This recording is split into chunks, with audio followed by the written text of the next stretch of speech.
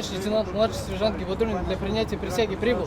Сегодня принимают присягу 10 бойцов. Ранис Гибадуллин на службе всего полгода и уже выезжал на тушение пожаров. Каждый раз, надевая экипировку, чувствует гордость и волнение. Со школы, с детства мечтал стать пожарным.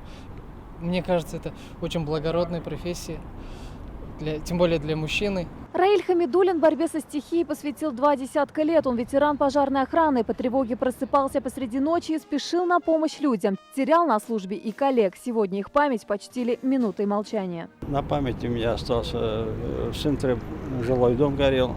Народа почему-то мало было. Начальник управления сказал, на крышу поднялся. Ни ствола, ничего нет, один остался. Вот там пожар кругом.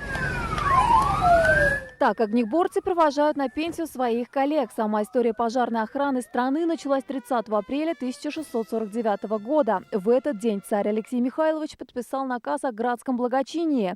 В те времена пламя тушили с помощью специальных насосов и ведер. Почти за 4 века поменялась и техника, и экипировка. А вот так выглядит современная пожарная форма, и девушке даже в ней находиться тяжело. Причем общий вес пожарной экипировки составляет более 40 килограммов. Наверное, именно поэтому женщин в этой профессии встретить невозможно. Вместе с формами меняется и техника. Например, 5 лет назад появился вот такой мотоцикл. На нем можно быстрее добраться до места пожара и при помощи этого баллона приступить к тушению. Но неизменными остаются чувства долга бойцов, желание помогать и спасать тех, кто оказался в опасности. Сегодня в Татарстане около 1000 подразделений пожарной охраны, и их число только растет. Города растут, поселки растут. Мы в прошлом году открыли 2 пожарные части. Это Сарево-Вилледж и в Высокогорском районе. Каждая из них расположена так, чтобы до любой улицы и даже населенного пункта можно было доехать максимум за 20 минут. С начала года татарстанские пожарные потушили 1900 пожаров и спасли 267 человек.